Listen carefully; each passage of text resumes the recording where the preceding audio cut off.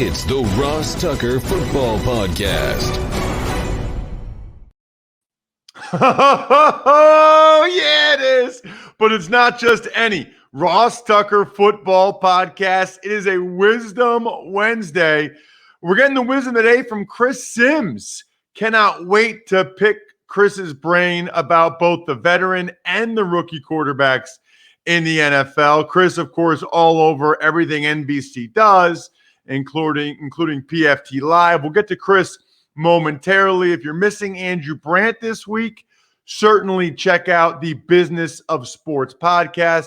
We are, of course, always presented by DraftKings. Love those dudes. We'll have a spread the word winner, a sponsor confirmation email winner, and a YouTube shout out winner. All three winners will be announced tomorrow with Greg Cosell. So you know the drill. You know how to spread the word via social media at Ross Tucker NFL, at Ross Tucker Pod. You know how to take advantage of any of our sponsors. And the YouTube's the easiest thing ever. YouTube.com/Ross Tucker NFL. Subscribe, comment, and I'll give you a cameo style shout out. One of you at least. You probably get cameo style shout outs from Chris Sims. He's probably on Cameo. He's one of the best analysts in the business. He is today's Big Show. The Big Show. Kind of hard to believe, Chris, that I haven't gotten you on the show before, to my knowledge at least, especially since you're killing it with your I love the name of your show, dude. Unbuttoned. Love it. Love it. Thanks a lot, man. No, I mean, we're overdue on kind of getting together here and talking. I know we tried, I think, last football season at some point, and I think I kind of flaked out on you and didn't answer a few text messages, just overwhelmed. So I'm sorry about that. But yeah, you know me, I like to button my button to the top here, even where I'm wearing my hoodie. I got a collared shirt underneath, but man, you get me on that podcast, I unbutton my mouth, and who knows what I might say. But thanks for giving a little shout out. I appreciate that, Ross. Yeah, no, of course. And I will just reveal this. Chris got back on my radar screen again this week because he texted me while I was doing the Patriots-Eagles game the other night, which I really appreciated the kind words, Chris. That meant a lot. Oh, man, Ross, you know, first off, I've always admired you. You're a great dude. I like listening to what you got to say about football. You got a real feel for the game. And really, honestly, I didn't know you were that freaking funny. You made me laugh a bunch of times during the game with the things you said and whatever else, but you did a great job of covering all the nuance of the game. I certainly learned a few things about the Eagles and the Patriots. And then, you know, you with your joke, man, your jokes, I mean, you really did. So I felt like, man, I got to reach out to Ross. It's been a long time since I talked to him. Let me tell him what a good job he's doing. Really appreciate it. It really is crazy because I got a lot of text messages. You know, I think I saw somewhere it was like the second highest rated preseason game in like 3 years or something. I don't know. Because Sean O'Hara was texting me. Like, I can't even tell you all the people that were texting me during the game. And you can appreciate this. I don't know if you've ever done preseason games, Chris, but like, I am doing the Philadelphia Eagles broadcast, like the Philadelphia Eagles that's who's paying me. The microphone says Eagles. So it's so funny because the first game I did, they played the Steelers. So like in central Pennsylvania, you're still getting the Eagles broadcast. Right. But there's a lot of Steelers fans. Yeah. They're like, dude, you're so biased. Like, what are you on the Eagles payroll? I was like, literally, yes. Yeah. 100%. They are paying me to do this job. No doubt.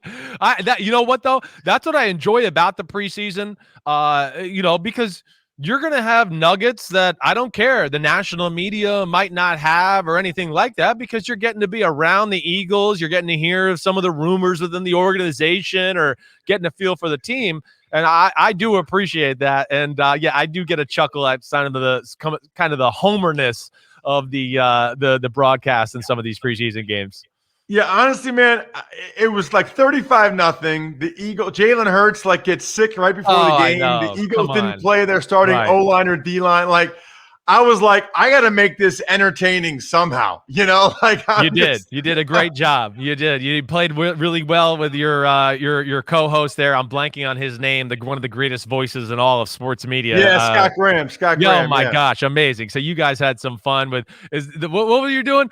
He's a dude or just a guy? You had me laughing with all that stuff too. You know what's funny too about the dude or guy thing? Because I got some people who are like, that was awkward. That was terrible. You know what I didn't explain well enough that I should have? And this is the truth, and you know this. If you talk to coaches, NFL coaches a little bit, but absolutely college coaches, when they're describing a young player or even a guy on the other team that they think is good, they don't say he's a really good player. They're like, he's a guy now. He's a guy. Yeah. Or like, he's a dude. Like, they literally say guy or dude when they're describing a college football coach. I don't know why that's what college football coaches say, but that's what they say. Yeah, no, I mean, it's definitely a term that I hear it a lot, and I'm not necessarily in the college world, but man, I got a lot of coach friends in the NFL who say the same type of phrases all the time. So no, I think that was good little nuance, like throwing that out there, because I don't think fans really realize how coaches and the locker room talk sometimes. There's almost their own language, being around football and what words got double meanings and things like that. So I want to get into your quarterback rankings, and and I know they came out a while ago, and I know they always generate a lot of attention. Yeah. I'll say this, by the way. I think there are people that believe that you do the quarterback rankings. Your rankings are never what the consensus seem to be. Yeah. And I think people think you do that on purpose. I really don't think you do. I mean, I really think you put the time in, and that's what you think. And by the way, I think people would be surprised if they saw NFL coaches' quarterback rankings going into a draft for the rookies, or even the veteran ones if they really had to sit down and do it. No, I know. Well, listen, it frustrates me, that element. I'm not going to lie. I mean, people think like I'm trying to get clicks or a shock jock. Like, no, I like being right more than anything, okay? I mean, yeah, I got aspirations to be in this business for a long time. I do even think about being in the front office in the NFL at some point, maybe down the road and things like that. So I'm not here to just say stupid crap and then just to get clicks and all that. No, I'm absolutely not. I know I don't see it eye to eye with the consensus, but I'd also like to say to the consensus, like, hey, I'd like to say I got a more nuanced eye than the consensus. I'm sorry. Yeah, I grew up around it. The first catch I had in my life was with Phil Simms. He was kind of a good quarterback. Okay, so I saw him. I've caught passes and seen in person from John Elway to Brett Favre to Dan Marino, Tom Brady, of course, played. So I'm trying to really just inform people, and that drives me crazy. Listen, I'm not a shock jock or anything like that. I had Kyler Murray as the number one quarterback. I had Joe Burrow as the number one quarterback. I also had Josh Allen and Lamar Jackson very high and Patrick Mahomes very high. Was I shock jocking then? No, I was more about, can I swear on this thing? Am I allowed to swear? Because you can. We don't often, but you can. Okay, fine. No, well, I just want to be effing right. That's what I'm looking to do, and that's all there is to it. So, you know what's funny, Chris? Anybody that does any type of list, and I do it for the offensive line, they always have inherent biases, right? It's like, of course, this is literally the only thing I remember from Princeton, which is that you always have to take into account the perspective of the person that is doing the writing or making the list or whatever, okay? And I will admit right now, I am biased towards mean offensive linemen. I am biased towards offensive linemen that play really hard. Like, sure. I love Ryan Jensen from the Bucks. I'm obsessed with that dude. Yeah. He might not be the best center in the NFL, but I think that stuff makes a difference. I think that wears on defenses over time. I think it invigorates an offense. Here's why I think your bias is, and I don't think it's necessarily a negative one. Yeah. And frankly, it's proven to be successful. I think you are skewed towards natural physical ability at the position, in particular, how well the guy throws the ball. And I know people are like listening and being like, Ross, he's talking about quarterbacks. But I think more than other people, like when I see like where you had Kellen Mond, or when I see like where you have Tom Brady, like you put a real premium on how well the guy can throw the ball. It's like why you love Aaron Rodgers so much. Fair or unfair? Well, no, I think it's fair to say that 100%, but I think I can also back it up with results to go, that's a really important trait. I mean, I don't know, again, John Elway, Brett Favre, Aaron Rodgers, Dan Marino, when you have that great arm and things like that, it opens up the offense. First off, you can make throws with the normal plays that the other guys can't. And then the other element that people miss is you can start to draw up plays as an offensive coordinator and go, wait, I have this other guy who's really smart and does everything else well, but he can't make that play or that throw physically. So I probably do to a degree. I try not to let it sway me too much. I really don't. I understand playing the position and doing all those things. Brady, hey, I think Brady's way more physically talented than people ever give him credit for. I mean, I've been around Brady my whole life since he was young in the NFL. I worked there in New England. His arm is way more powerful than people give it credit for. It might not be one of the 5 greatest arms in the history of football, like Rodgers, Marino, Favre, Elway, that kind of group, but it's the next class down. I mean, the guy can still throw it 70 yards. They throw the ball outside the numbers and do all those things, So, yes, I do put value into that pure ability. I mean, right now, when you look at the best quarterbacks in the sport, right? I don't know. Rodgers, Mahomes, Russell Wilson, Deshaun Watson, Josh Allen, it's pure ability. And they're not stupid to go along with it. It's not like the old days where it's just like a guy was like, he could throw it hard, but he's an idiot. He can't make a decision. They can do all the quarterback stuff too. And so I'm not going to argue too much with you that I do feel that way. Yes. The other bias I think you have Sure. is, and this is fun, by the way, the other bias I think you have, and Right. I'm going to reference back to Brady because I've heard you talk about Brady. And by the way, I played with Brady in 05 and 06 in New England. Yeah. So I'm sure I have a bias towards him because I really like the guy personally. And I think that there's a lot of intrinsic value that he brings to a team that I think, frankly, Belichick undervalued. And I can get into that a little bit later. I actually wrote a story about that.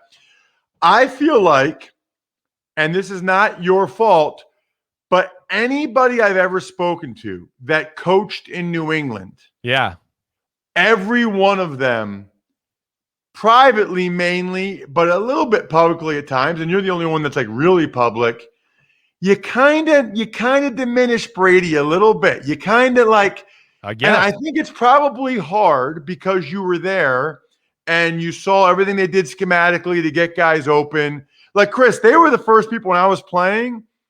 I was blown away with the whole redeclaring the mic and all the things they did. When I was, I was 01 to 08, right? So a couple years before you. When I was, the center used to do everything. And if they brought 4 a week, you were throwing hot. Like, this is what you did. Right. In New England, Brady's redeclaring the mic. We're picking it up. He's throwing deep against one-on-one. Like, it was just – and by the way, after that, I went to Washington after that. We had Jason Campbell, and they were still just throwing hot off that. I said, well, I know, but see, Ross, but that's not a Jason Campbell Brady thing. Again, you're giving credit to Brady for the way he was coached by the New England Patriots. And you're also giving like the leadership and all those things that were all brought up by the Patriot coaches. Like, we didn't hear that stuff in Michigan. They weren't like, oh my gosh, this is the greatest leader ever. He was formed into that. So that's where I argue against that a little bit. Brady's awesome. I know I look like I'm the biggest Brady hater in the world. I get it. Yeah, he took the air out of the football. That's the first thing that always pisses me off about Brady. The second thing is, I get it that he's amazing, the GOAT, and all those type of things. Do I think he's the best quarterback to ever play? No, I don't. I think he's one of the top 5. I think if Aaron Rodgers was in New England, they would have won 10 Super Bowls. That's just the way I feel. He's always been the benefactor of a coach and a scheme being ahead of the game and all of those type of things, changing offenses. And again, even with Brady, like, people are mad at 43. I made him the 10th best quarterback in football. Like, Brady couldn't play in the Mahomes or Josh Allen or Russell Wilson offense. He couldn't run those offenses. They can run his offense in Tampa, though. Oh, you're going to protect me with an awesome offensive line and great weapons? I'm going to throw the ball? Like, Yeah, I'm sorry. That's just the fact of the matter. So that's where I just get tired of Brady when I want to go, man, he won 3 Super Bowls to start the career with really, they did it with defense, run the game. He played the game the right way, and he was clutch as hell. He's the clutchest guy I've ever seen. I'll say that for sure. Then they changed their offense and got Wes Welker and Randy Moss and did all those things, let alone all the things they do on Hall of Famers they got on the defensive side of the ball to go along with it. Offense kind of caught up. League caught up to that. Oh, let's get Gronk and Hernandez. Let's be a new cutting-edge double tight end team that everybody's going to catch on to. So he's had those benefactors. Brady gets too much of that credit, in my opinion. Awesome football player. I get it. There's no doubt about it. But, I just see it a little differently that way. He's been afforded advantages that I would go, no quarterback has gotten that. And really, Ross, the stats will also say this to back me up. And I'm not a stat guy. I don't give a shit. But these two actually are real.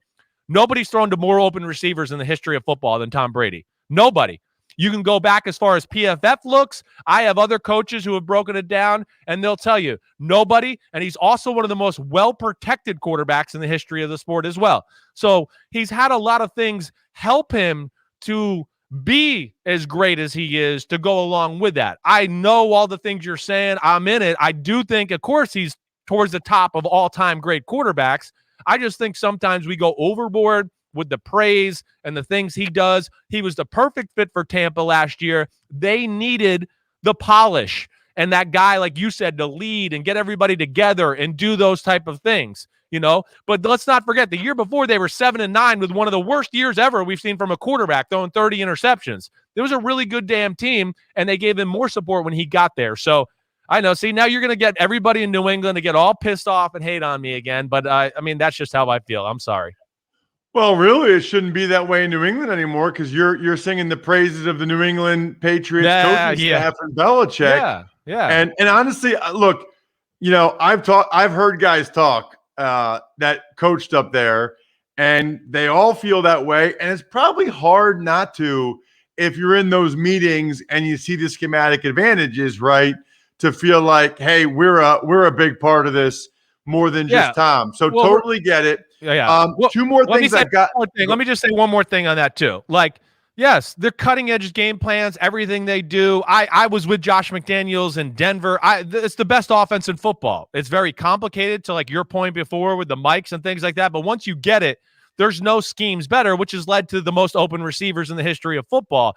But Ross, They don't run. They never ran 3-step dropbacks because Brady couldn't do it and didn't feel comfortable about dropping that quick and throwing the ball. Bootlegs, non-existent for a 19-year career in New England because Brady couldn't run outside the pocket to do bootlegs.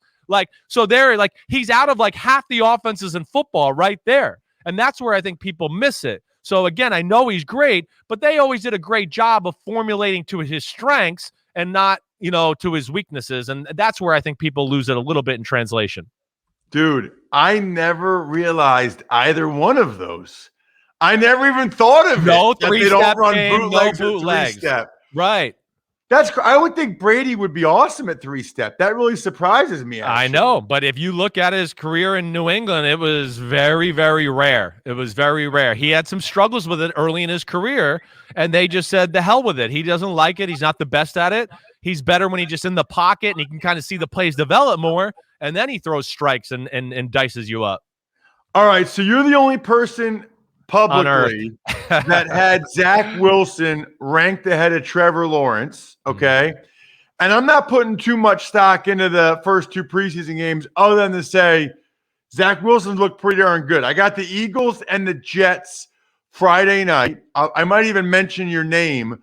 What is it about Zach Wilson that you liked so much and that you've seen through the first 2 games that had you rank him number 1? Right. Well, I again, I'll go back. The pure talent popped off the screen a little bit. I think that's the first thing. When you just talk about the quickness of the release, how powerful the ball is, the ability to throw the ball from different body positions, arm angles, all those type of things, and, I think it was in a little bit of had some pro schemes in BYU that made me think, okay, he knows how to read the field and go through progressions like an NFL quarterback to a degree. And really, for the way the NFL is set up right now, he's just the perfect modern day NFL quarterback. I saw a lot of those Rodgers, Mahomes type qualities where, hey, if the guy's open, he'll hit him. But if nobody's open, he can kind of avoid trouble and extend plays and threaten you with the run if you keep dropping back. But if you come up, he's going to throw a 30-yard laser by you. And to me, that is playing quarterback in the NFL right now. So, I don't know if I'm right either, but I think certainly through 2 preseason games, you and I can both agree he belongs. He was certainly worthy of that top 5 type of pick conversation. We'll see where it goes from here. Last question. I don't know if you have a stock answer for this or not.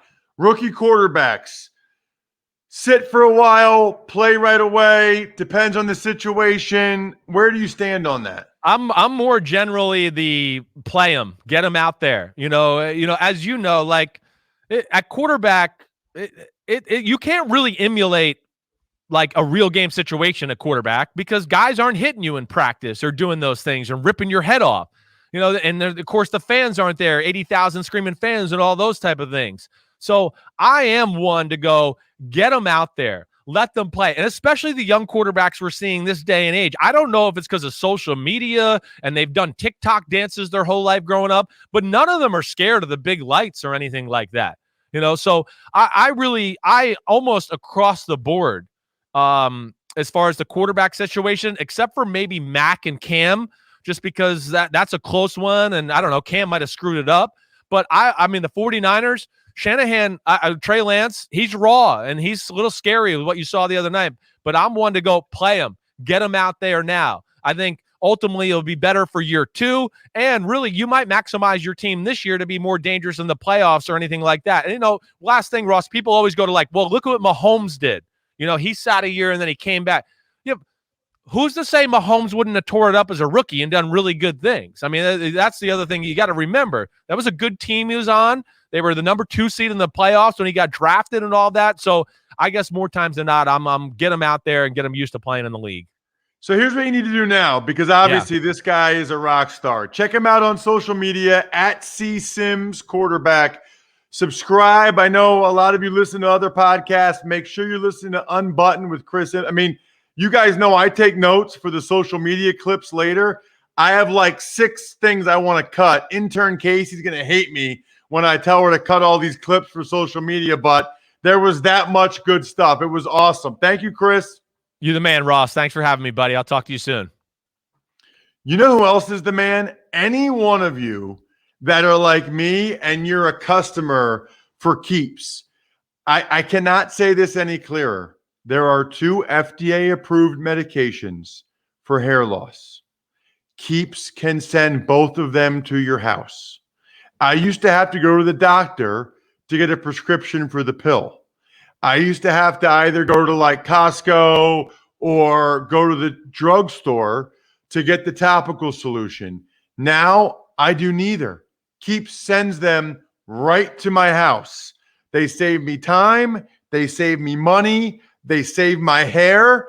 I mean, I should do my own logos for Keeps. I should do my own mottos. Save your time, save you money, save your hair. Keeps.com/Ross.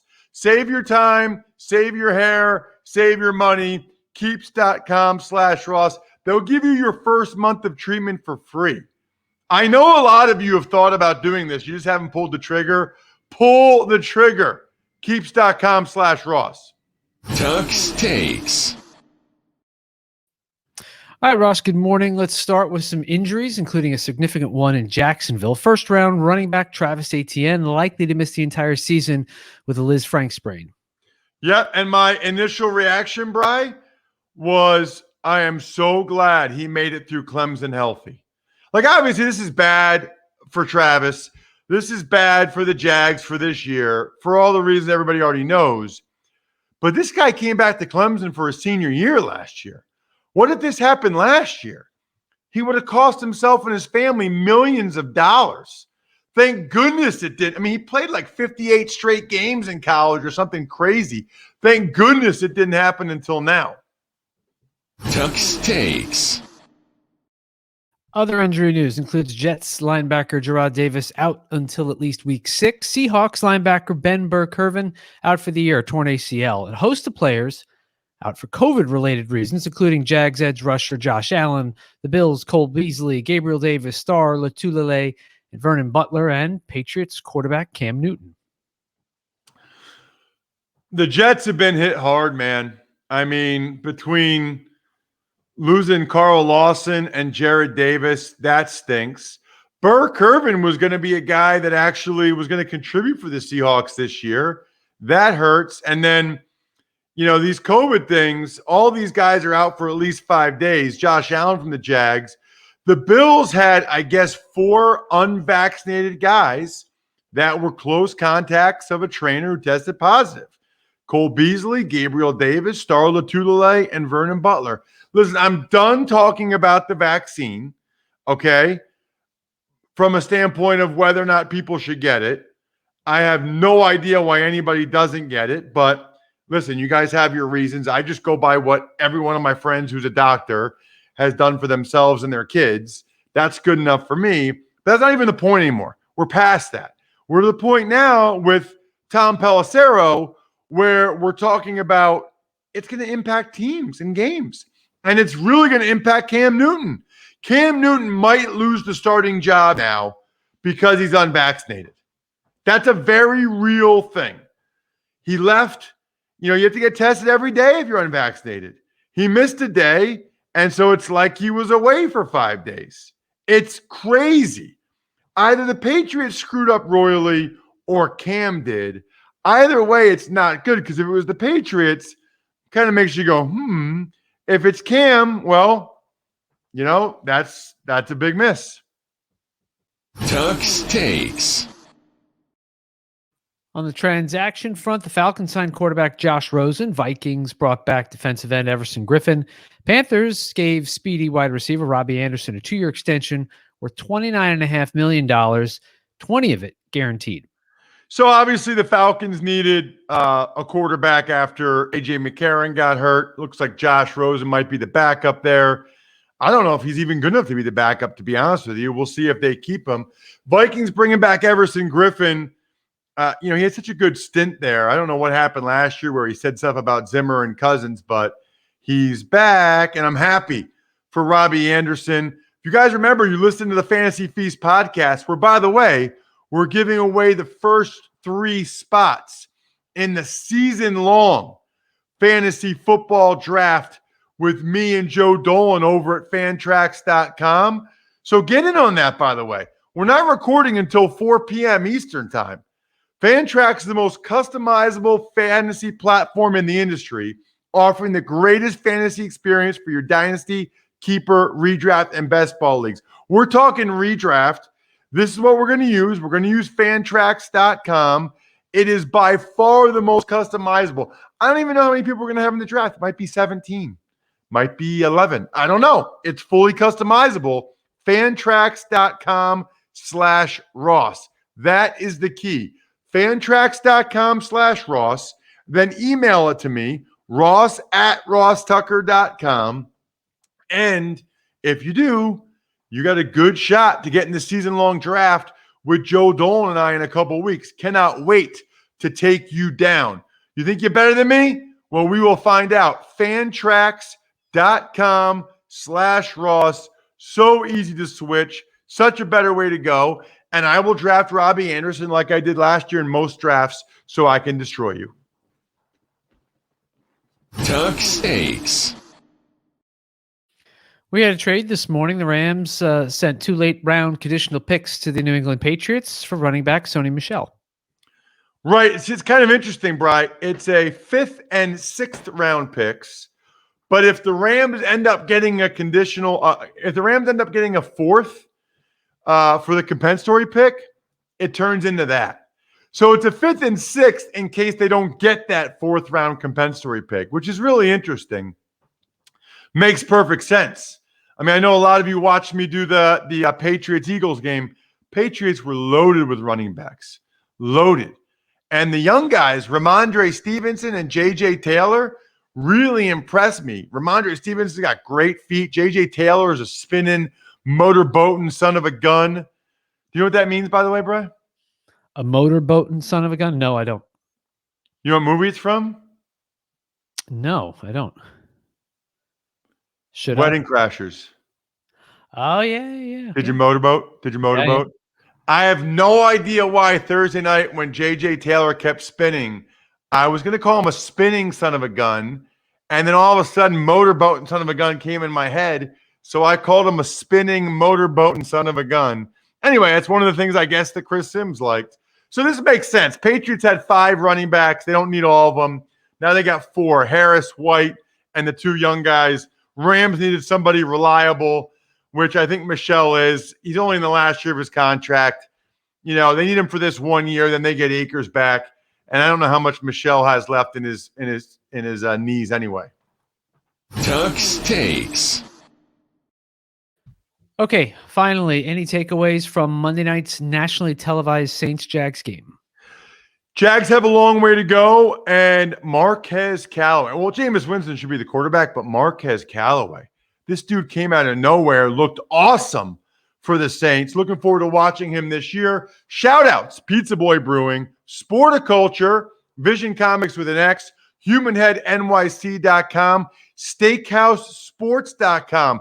Greg Cosell breaking down preseason week 2 tomorrow. Even money yesterday with Doug Kazarian from ESPN was off the charts.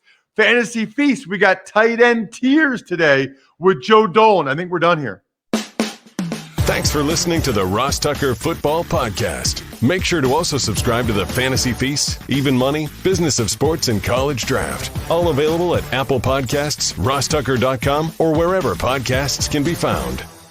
A lot of times on the show, I mentioned DraftKings. Here's what you need to know. You got to be 21 or older, New Jersey, Indiana, or Pennsylvania only. New customers only. Restrictions apply. See DraftKings.com/sportsbook for details. Gambling problem, call 1-800-GAMBLER, or in Indiana, 1-800-9-WITH-IT. By the way, if what I was talking about included a deposit bonus, doesn't always, sometimes it does. Deposit bonus requires 25 times playthrough, and deposit bonuses are paid out in site credit.